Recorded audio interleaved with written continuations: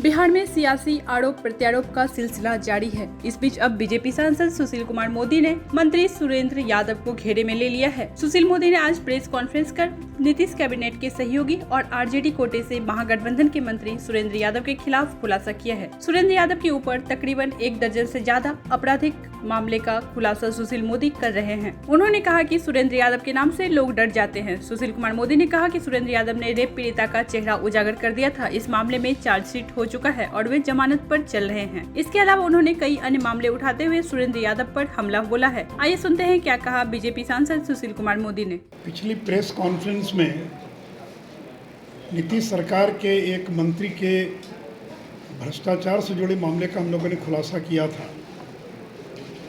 आज एक और मंत्री उसके आपराधिक इतिहास का हम खुलासा करेंगे और नीतीश जी ने अपने मंत्रिमंडल में आपराधिक रिकॉर्ड वाले और भ्रष्टाचार में जो चार्जशीटेड लोग हैं, ऐसे लोगों को शामिल कर पूरे बिहार को उन्होंने शर्मसार करने का काम किया है। आज इस मंत्री की हम चर्चा करें, उनका नाम है डॉक्टर सुरेंद्र यादव। डॉक्टर सुरेंद्र यादव पर बाल यौन अपराध, महिला आरक्षण बिल की कॉपी फाड़ने, अतुल अपहरण कांड, मेडिकल छात्रों पर फायरिंग, तिलकुट व्यापारियों से हिंसक झड़प, कांग्रेस के पूर्व विधायक की निर्मम पिटाई और हाल के दिनों में एक प्रेस कॉन्फ्रेंस में बहुत ही गंदी और भद्दी गाली का सार्वजनिक उपयोग करने जैसे दर्जनों आरोप सुरेंद्र यादव पर हैं। और सुरेंद्र यादव गया के आतंक हैं, जिनके नाम से लोगों में सिहरन पैदा होती है। लोग डर जाते हैं कि सुरेंद्र यादव आ रहे हैं। तो 2018 की बात है कि एक नाबालिग लड़की जिसके साथ सामूहिक बलात्कार हुआ, उसको गया पुलिस उस लड़की की मेडिकल जांच के लिए मगध मेडिकल कॉलेज लेकर आई। मेडिकल जांच के बाद जब लड़की निकल रही थी, गाड़ी में बैठ रही थी पुलिस कस्टडी में, तो सुरेंद्र यादव और उनके 25-30 लोगों ने पुलिस की गाड़ी को रोककर और ज़बरदस्ती उस लड़की को पुलिस गाड़ी से नीचे उतार लिया और उसका बयान लेने की कोशिश की और उसके चेहरे पर जो कपड़ा था उसको हटा दिया और इस दौरान उसका चेहरा उजागर हो गया। इस मामले में सुरेंद्र यादव पर पॉस्को एक्ट की धारा 13 के तहत मामला दर्ज है। और पॉस्को एक्ट की आपको मालूम है, प्रिवेंशन ऑफ जो सेक्सुअल चाइल्ड एब्यूज़ एक्ट है, जो बाल यौन अपराध से जुड़ा एक्ट है। तो ये मामला बाल यौन अपराध से जुड़ा है। सुरेंद्र यादव पर पॉस्को एक्ट की धारा 13 के तहत मुकदमा दर्ज है। वो चार्जशीटेड हैं, इस मामले में जमानत पर हैं, उन पर चार्ज फ्रेम हो चुका है और अब मामले का ट्रायल चल रहा है। दूसरा मामला मित्रों, जो पुराने पत्रकार उनको ध्यान में होगा कि बिहार में एक अतुल अपहरण कांड पूरे देश में जिसकी चर्चा हुई थी, उस अतुल अपहरण कांड में श्री सुरेंद्र यादव को मंत्रिमंडल से इस्तीफा देना पड़ा था, उनको जेल जाना पड़ा था। और ये कांड क्या है? तो अभी झारखंड में जिस प्रेम प्रकाश का आप नाम सुन रहे हैं, जिनके यहाँ ईडी की रेड में 2 AK-47 राइफल जिनके घर से मिला, ईडी ने जिनको गिरफ्तार किया, इस प्रेम प्रकाश का भी संबंध सुरेंद्र यादव से है। और मैं थोड़ा उस घटना के बैकग्राउंड में ले जाना चाहूँगा, चूँकि जानना आवश्यक है। ये प्रेम प्रकाश पटना के SBI के अंदर पदाधिकारी था और चारा घोटाले का करोड़ों रुपया जो राजनेताओं की काली कमाई थी, उसके यहाँ वो पैसा जमा था। और प्रेम प्रकाश चारा घोटाले की काली कमाई को पैसे को लेकर फरार हो जाता है। तभी सुरेंद्र यादव, लालू यादव के साले सुभाष यादव, इन लोगों ने FIR दर्ज किया पटना में और एक पुलिस टीम को गुजरात भेजा, बड़ौदा, और बड़ौदा पुलिस टीम गई प्रेम प्रकाश को गिरफ्तार करने।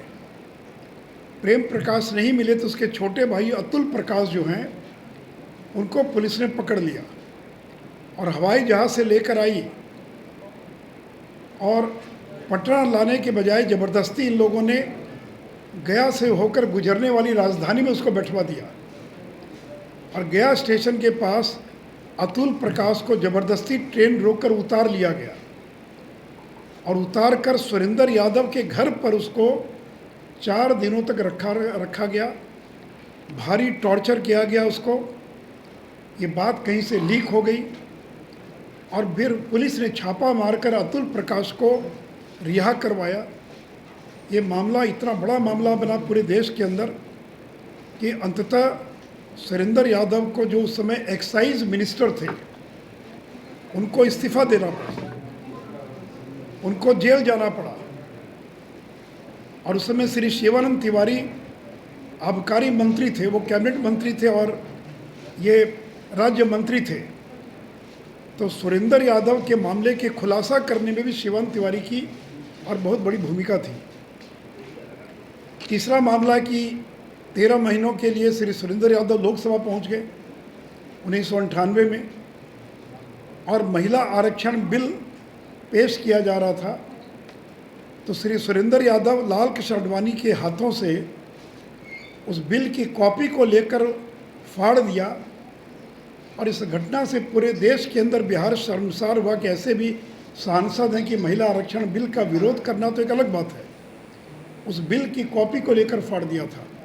और आज भी जब कभी मीडिया या कभी वीडियो पर विधायकों की कारगुजारियों को दिखाया जाता तो इसमें हमेशा सुरेंद्र यादव के इस वीडियो को हमेशा दिखाया जाता है।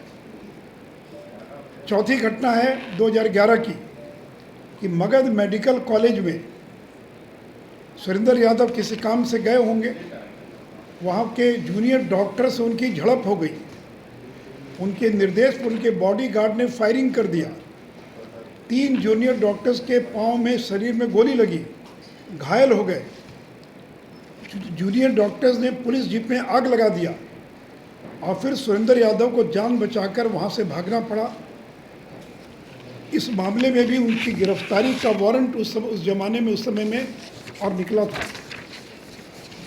एक और बहुत चर्चित घटना है श्री राम तिलकुट भंडार।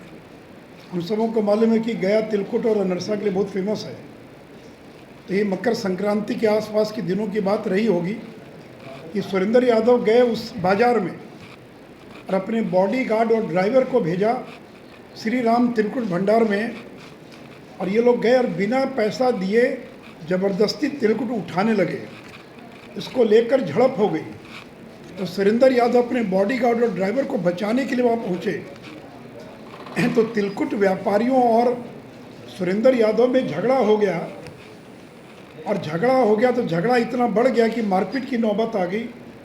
और जो व्यापारी थे, जो तिलकुट के व्यवसायी थे, उन लोगों ने जो कढ़ाई थी, खौलती हुई कढ़ाई, वो कड़छुल से सुरेंद्र यादव पर तेल फेंक दिया। सुरेंद्र यादव बुरी तरह से जल गए। उनको अस्पताल ले जाकर भर्ती कराया गया। इस घटना के विरोध में वहाँ के चेंबर ने और बाकी लोगों ने गया बंद का आह्वान किया था।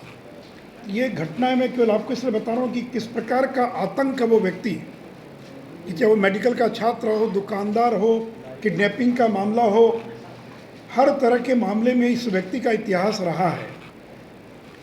यहाँ तक कि 1991 के लोकसभा चुनाव में श्री जीतन राम मांझी कांग्रेस के उम्मीदवार थे और श्री जय कुमार पालित, गया के पूर्व विधायक, उनकी बुरी तरह से पिटाई कर दिया सुरेंद्र यादव ने। और इस मामले में श्री पालित को गंभीर अवस्था में अस्पताल में भर्ती कराना पड़ा था। FIR दर्ज हुआ। तो ये 91 लोकसभा की बात है। इनका पूरा परिवार किस तरह से इन्वॉल्व है अपराध में। इनके एक भाई है, सुरेंद्र यादव के भाई हैं राजकुमार उर्फ मंटू यादव। 2014 में ED ने, प्रवर्तन निर्देशालय ने 9,26,00,000 की इनकी संपत्ति को जब्त कर लिया। मंटू यादव पर आरोप था कि जहरीली शराब कांड में 20 लोग मर गए थे और इनका शराब माफिया लोगों से संबंध था इस मामले में।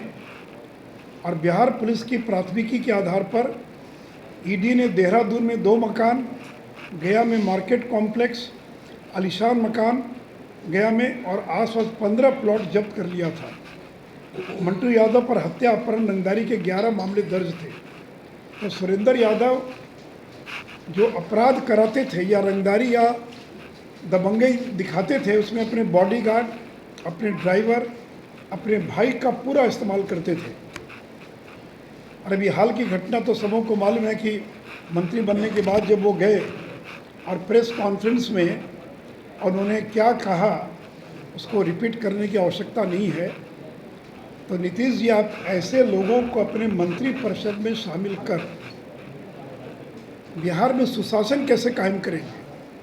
पूरे देश में आप किस प्रकार का मैसेज दे रहे हैं? तो गंभीर आपराधिक मामलों के आरोपी एवं भ्रष्टाचार के आरोपों में चार्जशीट लोगों को अविलंब मंत्री परिषद से बर्खास्त करें, अन्यथा पूरे देश में एक बहुत बिहार की नकारात्मक छवि बन रही है कि सरकार में बड़ी संख्या में आपराधिक और भ्रष्टाचार के आरोपों से घिरे लोग इस सरकार में शामिल हैं। इसलिए मैं नीतीश जी से अपील करूंगा कि सुरेंद्र यादव एवं अन्य ऐसे मंत्रियों को, साथ ही साथ जो भ्रष्टाचार में लिप्त लोग हैं, जो चार्जशीटेड हैं, ऐसे सभी लोगों को और अपने मंत्रिमंडल से बर्खास्त करें। अन्यथा जो एक बिहार की हम लोगों ने एक सकारात्मक छवि बनाई पूरे देश के अंदर, वो छवि बुरी तरह से प्रभावित हो रही है और बिहार शर्मसार हो रहा है। तो मित्रों, मुख्य रूप से मुझे सुरेंद्र यादव के आपराधिक इतिहास के बारे में संक्षेप में आपको बताना था। इस विषय से जुड़ा कोई सवाल हो सुरेंद्र यादव, जिससे मैंने पहले भी कहा कि मैं दूसरे किसी विषय का जवाब आज नहीं दूंगा, अलग से भी कभी बात कीजिएगा। तो अगर सुरेंद्र यादव के बारे में कुछ और जानकारी आपको प्राप्त करना है या कोई सुझाव देना हो तो आप सुझाव दे सकते हैं, पूछ सकते हैं। को बर्खास्त करना चाहिए ऐसे लोगों को कि अगर मंत्रिमंडल में जिनका आपराधिक रिकॉर्ड रहा है, जिनकी छवि आपराधिक, जिनकी छवि दबंगई की, तो बिना मंत्री बने तो ये हाल था। अगर मंत्री बने हुए हैं तो क्या हाल होगा? पहला था कि प्रेस कॉन्फ्रेंस में जिस जाति सूचक शब्द का, जाति नहीं, जो गाली, जिस प्रकार से गाली दी उन्होंने, तो इस प्रकार के लोगों से लोग दहशत में पूरे बिहार के अंदर, पता नहीं बिहार में क्या होगा, ऐसे लोग मंत्री बन गए। तो आगे भी और खुलासा करेंगे बारी बारी से। इसलिए मुझे लगा कि आज रविवार के दिन जो है सुरेंद्र यादव के इतिहास को खंगाला जाए। और ये प्रेम प्रकाश जिसका मैंने जिक्र किया, जो झारखंड में जाकर, ये सासाराम का ही रहने वाला, बिहार के सासाराम का, और इन तमाम लोगों से इनके कितने अंतरंग संबंध आप इसी से समझ सकते हैं। उनके भाई को पकड़ कर लाया, 4 दिन तक घर में रखा गया, पुलिस कस्टडी से उसको छुड़ा लिया गया, अतुल प्रकाश को। और उस केस में सुभाष यादव, सुरेंद्र यादव, आज़ाद गांधी, सारे लोग उस केस में एक्यूज थे, उस पूरे मामले के अंदर। आपके सवालों का जवाब जदयू नहीं दे पा रहा है। ललन सिंह ने उल्टे आरोप लगा दिया है कि आप फिर से राजनीति में सक्रिय होना चाहते हैं, नीतीश कुमार पर हमला करके, उनके मंत्रियों पर हमला करके। ऐसा ना कि मैं सुरेंद्र यादव पर कुछ पूछिए तो मैं बोलूँगा, बाकी मैं रोज़ बोल ही रहा हूँ। आप जब प्रश्न पूछ रहे हैं उसका जवाब तो मैं आपको भी और बाकी को दे ही चुका हूँ। उसी घिसी पिटी बात को क्या जवाब दिया जाए? तो नई बात, जो नई बात है उसको जो है उसका, उस पर कुछ पूछना हो तो पूछिए आप। जैसे कि आप बता रहे हैं कि इनका इतिहास है, अपराध का, तो जेल से बाहर क्या कर रहे थे? आपकी तो अपनी सरकार थी, कुछ दिन हुआ सरकार बदले हुए, तो जेल में उनको होना चाहिए, तो बाहर क्या कर रहे थे? आपकी भी सरकार ने बिहार में पीछे। चलिए, हम लोग की सरकार में मंत्री परिषद में नहीं थे। मैंने कहा कि मंत्री परिषद में अपराधी हमेशा जेले में नहीं ना रहेगा जी, बीच में कार्रवाई नहीं की जाएगी जी। अपराधी मंत्री नहीं बने तो कार्रवाई नहीं की जाएगी। कहाँ बोल रहे हैं कि कार्रवाई नहीं की जाएगी? कार्रवाई हुई तब ना, इतने केस में वो जेल गए, बेल हुआ बाकी हुआ, ऐसा थोड़ी। उन पर दर्जनों केस थे, आज भी 9 मुकदमा उनके ऊपर है। उनके एफिडेविट में 9 मुकदमा का उसका जिक्र है, उनके 9 मुकदमे का जो है। चलिए, बहुत बहुत धन्यवाद।